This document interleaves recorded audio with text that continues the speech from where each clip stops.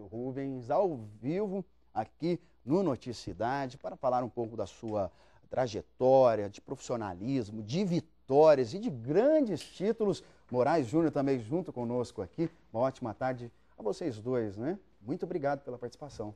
Muito obrigado, é um prazer enorme, Hussein, participar com você, com o Moraes Júnior, com essa maneira descontraída, séria e mostrando o interesse e a motivação de todos em participar e assistir o seu programa. Nossa, estamos lisonjeados, viu? Hélio Rubens, 24 anos como jogador, 24 como técnico. Nossa, tem mais história que o Walt Disney para contar, né? Nossa Senhora, isso aí foi uma missão, né, que eu reconheço e acho que eu cumpri na Cidade de Franca, em benefício da comunidade e através do esporte, do basquetebol. Franca hoje é considerada a capital nacional do basquete por ser a cidade que ostenta o maior número de títulos conquistados na história do basquetebol brasileiro. E eu participei de tudo isso. Então é uma honra, um orgulho muito grande e eu cheguei à conclusão que seria o momento de agradecer a todos, a todas as diretorias que passaram nesse período, aos jogadores que passaram pelo meu comando, as comissões técnicas e a torcida fantástica da cidade de Franca, que são milhares de pessoas torcedoras, e uma missão cumprida.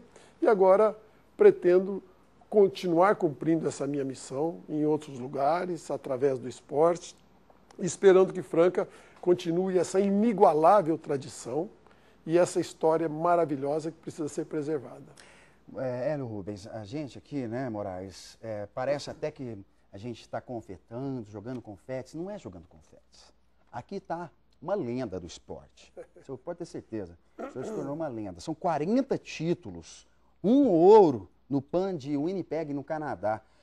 Tem mais do que comemorar, né, Moraes? Sem dúvida. É o que você diz. Nós estamos diante de uma lenda viva do esporte. Não só do esporte de Franca, mas eu acho que todo o esporte brasileiro, basquete, outras modalidades também devem muito ao Hélio, porque ele tem, além das conquistas, ele tem um posicionamento ético e moral diferente de muitos profissionais que atuam na área. Então eu acho que isso fez a diferença e mostra tudo isso nessa carreira brilhante que ele teve, né? Você sabe o que eu acho? Eu acho que na nossa vida, todos nós temos uma tarefa a ser executada. E, em função da tarefa, nós temos uma missão de prestar um serviço ao próximo, de alguma forma, né? E eu me sinto muito honrado, porque, mais do que honrado, eu me sinto abençoado, porque eu vou dizer rapidamente o que aconteceu comigo. Eu já estava com 25 para 26 anos, jogava futebol muito bem, São Paulo queria me levar, eu jogava na Francana, sem contrato.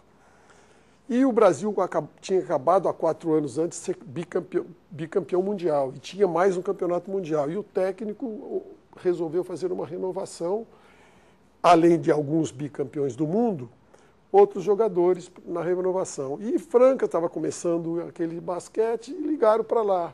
Olha, vê o melhorzinho aí, está convocado como estímulo. E eu fui escolhido, porque eu treinava demais, isoladamente. O professor Pedroca falava que a repetição é a mãe da perfeição. Terminava o treino, eu dava uma gorjeta para o administrador do ginásio, o Lilico, e ficava comigo 1 hora e eu arremessava 300 bolas à cesta.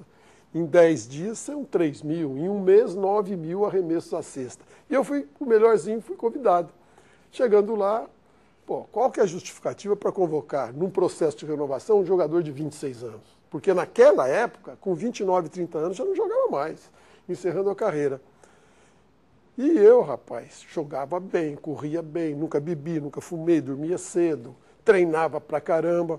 A hora que pegava um bicampeão do mundo para marcar, parecia um carrapato, não deixava pegar na bola. E o técnico começou a ver aquilo. E eu acabei ficando entre os 12.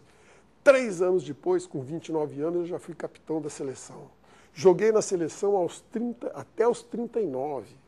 14 anos, 10 dos quais como capitão. Isso é uma bênção de Deus. Eu vou até, você citou bem, Hélio Rubens. Eu costumo sempre acrescentar algumas frases relacionadas à religião e você colocou bem, Deus. Deus capacita os escolhidos. Foi isso que aconteceu com você. Eu acho que é uma missão. Então, às vezes as pessoas me elogiam, como vocês estão fazendo, falam, não me elogia não. Porque ninguém teve o pai que eu tive, o professor que eu tive, e eu não faço mais nada que a minha obrigação. Perdi minha mãe muito cedo, meu pai viajava vendendo sapato, obrigou a gente às artes, me obrigou a tocar acordeon. O meu irmão Totô, que está aí, tocava piano. O outro irmão, o Francésio, que hoje é médico, tocava violino. No esporte, nos orientando no esporte, o professor Pedroca, que foi um abnegado e um visionário, né? O professor Pedroca, 45 anos atrás, falava assim, não deixa pensar. A gente falava, ele está ficando doido. Como é que a gente pedir? Hoje é conceito moderno no basquete. Não deixa jogar, tira da posição habitual, provoca o improviso.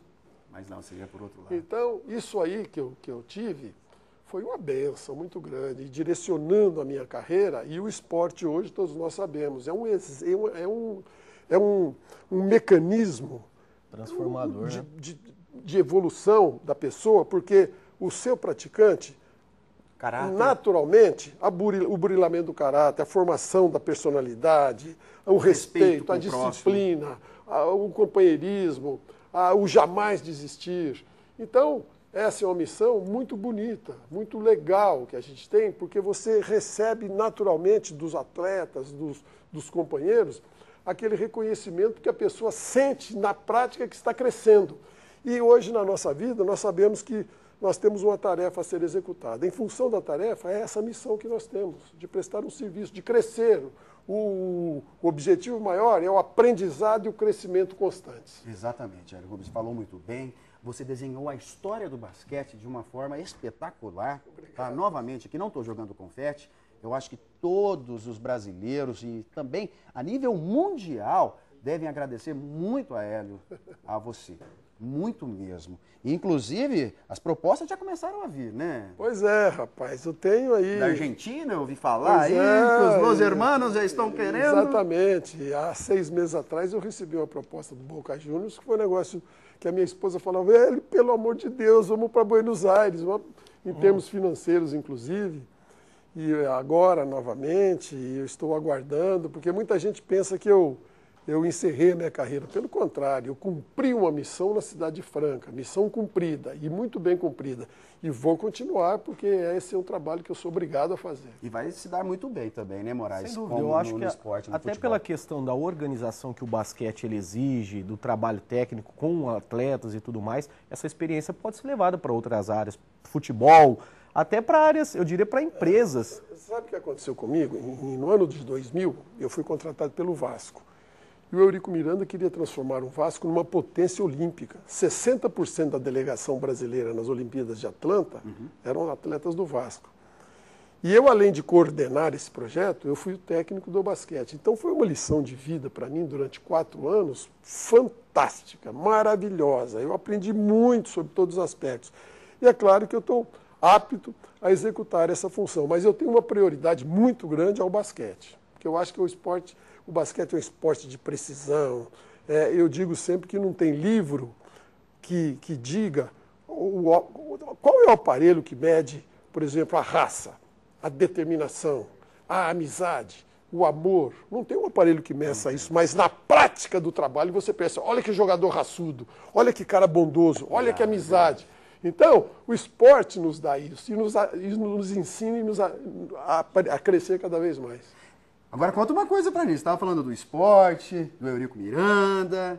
Eu ouvi aí alguns boatos que um time de Minas queria você como principal cabeça num time de futebol. Isso é verdade ou é boato? Não, é verdade. Eu fiquei muito honrado com o convite. E, de qualquer forma, eu disse que se eu estiver trabalhando no basquete de Uberlândia, com prazer eu vou ajudar naquilo que eu puder, naquilo que eu já tenho conhecimento, experiência. Mas eu fico muito feliz com esse convite. Mas a minha prioridade mesmo é o basquete.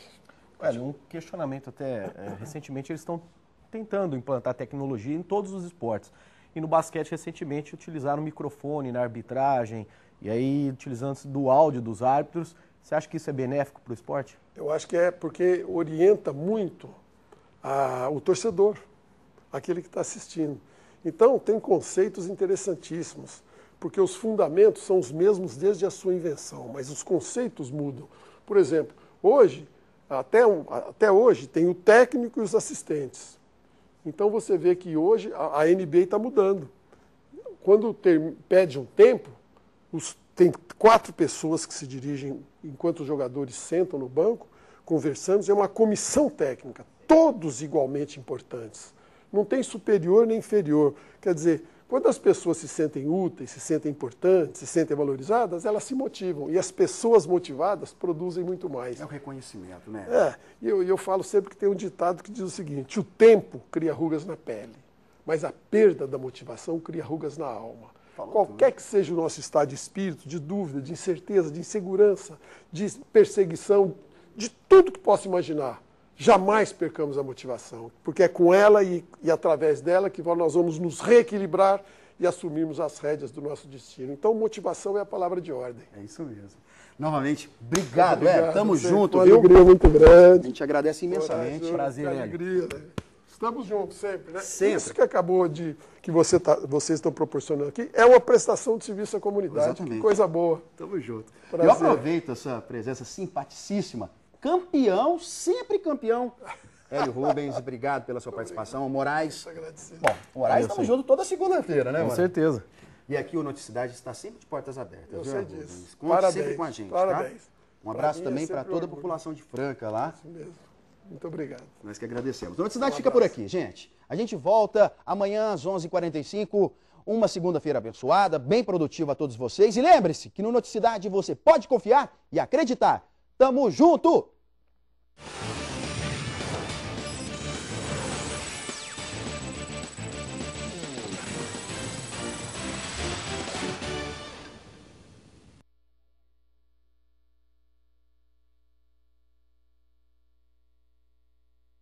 Uma do lado da outra. Uma pode estar no céu, outra pode estar no inferno. É verdade. Está de espírito. Eu quero tirar uma foto com o senhor, irmão.